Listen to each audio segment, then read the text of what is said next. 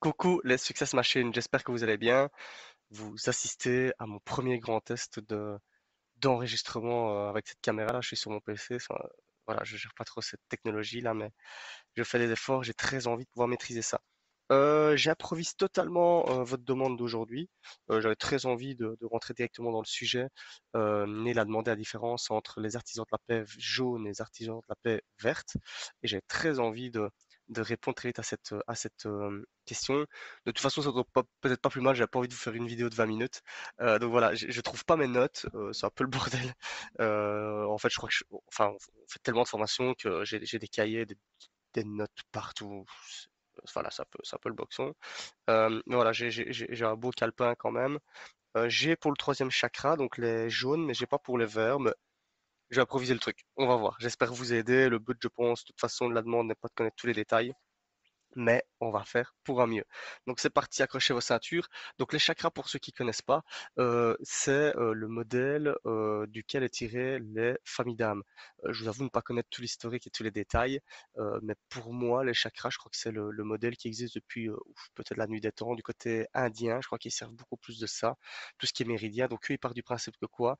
Il y a 7 grands noyaux d'énergie qui vont du haut de notre tête jusqu'en bas, le rectum, enfin je sais pas, quelque part par là, ou scrotum, je confonds toujours tous ces trucs-là, mais c'est vraiment en bas là, en fait, au début du corps, vraiment, donc pas les jambes, c'est vraiment au tout début de notre tronc, en fait. Et donc il y en a 7 qui sont répartis tout au long de la colonne vertébrale, et c'est des grands noyaux d'énergie, en fait, principaux, et qui redistribuent l'énergie un peu partout dans le corps via les méridiens.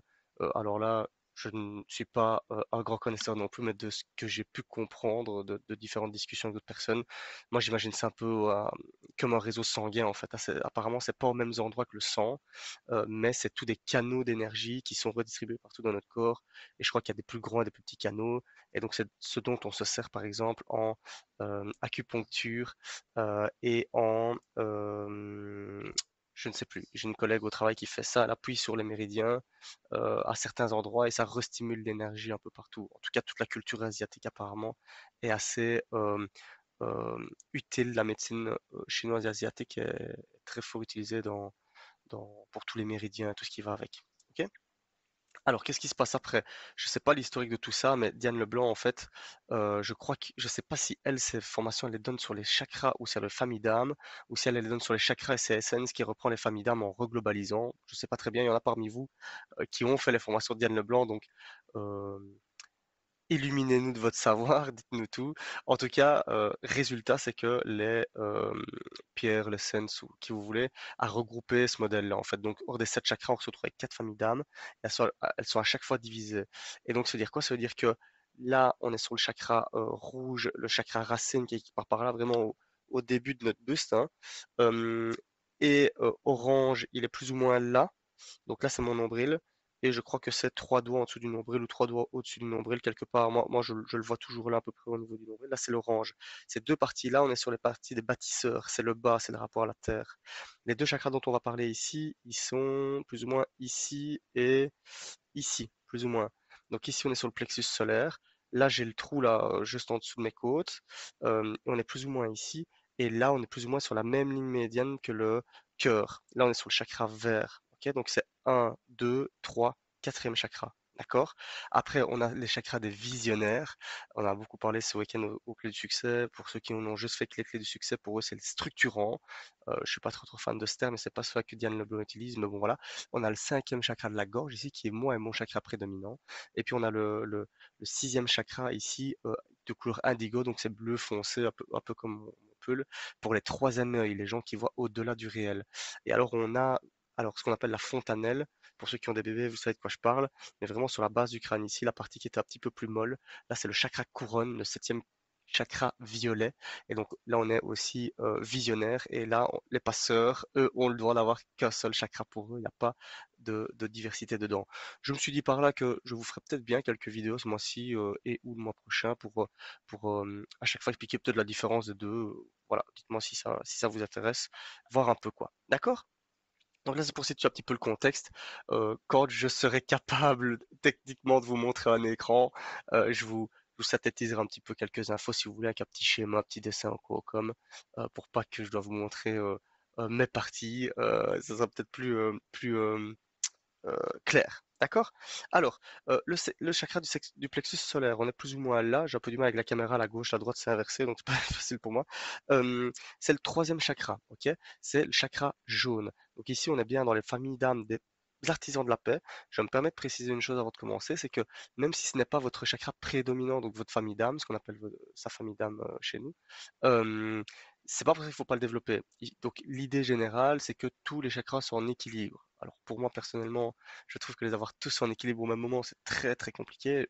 C'est peut-être ça aussi quand ils disent qu'ils sont alignés, c'est peut-être ça, qu'ils soient tous équilibrés, mais un chakra ne doit pas être trop fermé, donc trop peu utilisé, mais ne doit pas être trop ouvert non plus. Vous allez le comprendre après, ce que ça peut donner. Et donc la formation qu'on a fait avec Dominique de Terre était très très intéressante parce que ça permet de se rendre compte que des fois pour nous proprement, se dire: «Ah bah ce chakra-là, bah, j'ai tendance à faire trop ceci ou trop peu ceci» et le trop n'est jamais bon non plus. Moi, je suis toujours fan de l'équilibre, certains le sont un peu moins, un peu plus dans l'excès peut-être, on en connaît tous, mais voilà, OK? Le chakra, du plexus solaire, c'est celui qui régit les régions du foie et de l'estomac. Cette formatrice nous donnait du sens assez intéressant parce que quand on a des problèmes d'estomac, de digestion avec le foie, tout ça, mais c'est aussi des alertes. Vous savez que le corps, c'est la dernière étape quand l'inconscient quoi veut communiquer, et donc ça peut être très très intéressant des fois de se dire, tiens, j'y gère pas bien ces temps-ci, qu'est-ce qui se passe? Il peut y avoir un problème lié à ça. Ok? C'est le chakra qui permet de digérer les choses, les événements. Ce chakra est bloqué aussi quand on n'accepte pas son vécu, son histoire, ses grandes blessures, ses trahisons et tout ça. Ce chakra définit notre rayonnement et notre charisme. Moi, je vois le chakra, jaune comme le fait de rayonner, en fait. C'est notre mini soleil, tout simplement, OK? Il faut faire attention parce que ce mini soleil, des gens peuvent le pomper et il est certainement probable que des gens le pompent. On a tous des gens comme ça. On a fait des exercices dans cette formation pour couper ces liens-là, et c'est très, très intéressant. En fait, on s'en rend pas compte, mais on appelle ça des des vampires ou des vampirisateurs, appelez ça comme vous voulez. C'est des gens qui pompent un peu votre énergie, vitale. Enfin, ici, c'est pas comme le deuxième chakra qui, lui, est le centre de l'énergie vitale, hein, pour l'énergie et y aller. Là, c'est plus de l'énergie de rayonnement. Le fait de je ne m'autorise pas à rayonner ou à être qui je veux parce que quelqu'un pompe un peu cette énergie-là à côté. D'accord? Si vous voulez, je vous expliquerai aussi une fois comment se défaire de ça. Mais après, ça peut être. On s'est rendu compte que moi, je pompais Marie, par exemple, que je vampirisais Marie. Sa maman, moi, c'était ma maman aussi. Donc voilà, en général, c'est des personnes qui ont justement. Qui sont assez déprimées, dépressifs, justement des gens qui, à l'inverse, sont très recroquevillés sur eux-mêmes, qui pompent un peu cette énergie-là. C'est de l'inconscient, ils le font pas méchamment, mais il leur manque quelque chose, donc ils le prennent ailleurs. C'est c'est de la physique, hein. Quand vous avez un point chaud et un point froid, eh bien le point froid attire toujours la chaleur. euh, Ça fonctionne comme ça en énergie. Donc qu'est-ce que je veux dire par là? C'est que quelqu'un en basse énergie attirera toujours l'énergie du haut, en fait. C'est jamais, enfin, c'est pas que c'est jamais comme ça, c'est que c'est plus compliqué de prendre quelqu'un, attirer son énergie vers le haut, que la personne qui est basse en énergie, d'attirer la sienne. Ok? Je suis sûr que vous avez plein d'exemples dans votre vie au quotidien qui fait ça. Alors, euh, c'est le chakra qui est lié au regard des autres. J'ai envie de séduire et qu'on me voit bien. C'est le travail de leur vie, c'est faire les choses qui sont justes pour eux. Ils ont du mal à dire non. C'est le chakra du paraître et donc ce chakra se développe beaucoup plus. Le moment où ce chakra se développe dans notre vie, c'est à l'adolescence. Je ne vais pas vous apprendre pourquoi. Il est très fort développé chez les adolescents, il est surdéveloppé chez les adolescents pour construire toute cette image du paraître par rapport à nous et aux autres. C'est un grand challenge pour eux de j'ai ma place dans ce monde. Parce que justement, vu qu'on est toujours dans la séduction et dans le paraître, dans ce chakra-là, donc les personnes qui ont ce chakra prédominant, leur façon leur challenge un peu de vie par rapport à ce chakra, c'est aussi de ça. Donc c'est de pouvoir être soi-même, s'illuminer d'être soi-même sans pour autant tenir compte à 100% du regard des autres. Ce chakra est bloqué par la honte. Attention, donc à chaque fois qu'on a honte, on ferme un peu plus ce chakra à chaque fois. Bon, la formatrice a parlé de la société, bon, je vous passe les détails. Tac, tac, tac. c'est comme ça, je suis là, c'est juste. Ça, c'est un mantra que vous pouvez vous répéter tous les jours pour développer ce chakra-là. Toutes les pierres qui sont liées à ce chakra pour les développer, c'est des pierres jaunes principalement. Je ne m'y connais pas trop en pierres, mais je suis sûr qu'il y en a parmi vous qui s'y connaissent très bien. J'aurais pu vous en donner quelques-unes, mais c'est pas le but non plus. Donc je le disais, c'est la porte d'entrée des vampires, il faut faire attention. Pour ça, il faut s'en rendre compte, attention aux égocentriques. Tac. Se protéger par rapport à ça. Ah oui, chaque chakra est lié à un autre chakra. Faut le savoir, quand il y en a un qui est déséquilibré, l'autre l'est aussi. Il y a un équilibre qui se fait entre deux chakras. Ici, il y a un équilibre qui se fait entre le troisième chakra du plexus solaire et le sixième chakra indigo du troisième œil. D'accord? Donc si vous voulez développer un, c'est intéressant de développer l'autre parce que ça, c'est des binômes, des paires. Ok. Alors, on parle de feu, trop d'émotions. C'est des personnes, on reste dans les familles d'âmes des artisans de la paix, c'est des gens qui ont beaucoup d'émotions et leur challenge aussi de vie, c'est de pouvoir les gérer, qui sont très émotifs. Et là, elle le compare un peu à un feu ardent par rapport à ça. C'est ce chakra-là qui gère l'adrénaline et le diabète, les problèmes de sucre. C'est des gens souvent qui sont pas assez doux avec eux-mêmes ou qui n'ont pas pris soin d'eux. Les gens qui ont tendance à être diabétiques, du coup, avoir ce genre de problème à réguler l'adrénaline, le diabète et ce genre de substances, c'est des personnes qui ont eu tendance à être comme ça avec eux-mêmes dans leur enfance ou dans leur quotidien. Heu, ou être dans trop regard des autres, ils ont pas vraiment respecté leurs limites, en fait. Ils ont pas vraiment respecté leurs limites, pas pareil que les bâtisseurs, où un bâtisseur ne respecte pas ses limites physiques, il va toujours plus loin dans l'effort et puis il se blesse. Là, c'est pas respecter ses limites dans le paraître des autres, faire plaisir aux autres, ne sait pas savoir dire non. Donc je fais pour les autres, je respecte pas mes limites, je m'écoute pas moi, hein, on Pierre l'a encore rappelé au Clé du Succès ce week-end, l'artisan, c'est souvent celui qu'on oublie parce qu'il s'occupe de tout le monde et pas de lui. Bah, c'est ça, c'est un peu et alors leur grande blessure, c'est l'abandon, mais ce qui est intéressant aussi à savoir dans les familles d'âmes, c'est que, hem, les grandes blessures, il n'y a pas que quand on les subit qui sont problématiques. Ça veut dire quoi? Ça veut dire que la grande blessure des artisans de la paix, c'est l'abandon. Ça veut dire quoi? Ça veut dire que c'est des personnes qui s'abandonnent eux-mêmes et qui abandonnent les autres. J'abandonne, je suis abandonné, je subis l'abandon, d'accord? Et ça, c'est un cercle qui est commun et donc la pensée crée l'événement. Si je pense à l'abandon, je m'abandonne. Si je ne sais pas m'occuper de moi-même, comment puis-je m'occuper des autres? C'est un grand challenge de vie chez eux. Un grand challenge de vie chez les troisième chakras, c'est également s'accepter et s'aimer comme on est. Les pathologies qui peuvent être liées à ce chakra, donc comme je l'ai dit tout à l'heure, quand il dysfonctionne, c'est les problèmes de digestion, le diabète et la perte de joie. C'est des gens très joyeux, très solaires, des gens qui ont un très beau sourire. Je trouve que les chakras plexus, on les voit fort. Surtout, souvent, c'est des personnes qui ont le sourire tout le temps, en fait, qui illuminent. Quelqu'un qui rentre dans la pièce qui illumine, souvent vous pouvez dire, ah bah il a ce chakra bien développé ou c'est peut-être son chakra prédominant. C'est le chakra de la volonté. Il y a des irrégularités au niveau de la procrastination.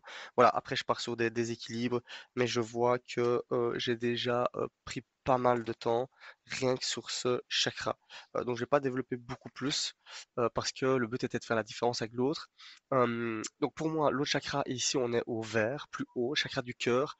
On est encore plus dans la connexion aux autres, on est encore plus dans l'amour. Là, on est chez les artistes.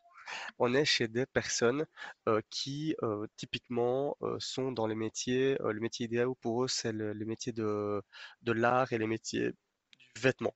C'est des gens qui sont beaucoup dans un paraître un peu différent, pas paraître illuminé, dans un paraître beau. C'est des gens qui aiment la beauté, qui sont très forts dans la beauté et donc dans l'art. C'est des gens, il faut qu'ils soient toujours beaux.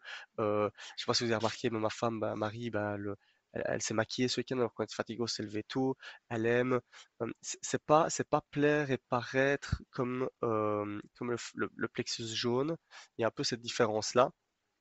C'est juste, oui, la beauté, toujours bien s'habiller, avoir des couleurs et tout ce qui va avec. Donc là, on est vraiment beaucoup plus dans le cœur, beaucoup plus encore dans la connexion avec les autres et dans tout ce qui est amour. Donc il y en a un, c'est beaucoup plus rayonnement et l'autre, c'est beaucoup plus l'amour. Donc voilà, vous pouvez aussi distinguer bah, que le plexus jaune, on est un peu plus du côté des bâtisseurs et le plexus vert, on est un peu plus du côté des visionnaires.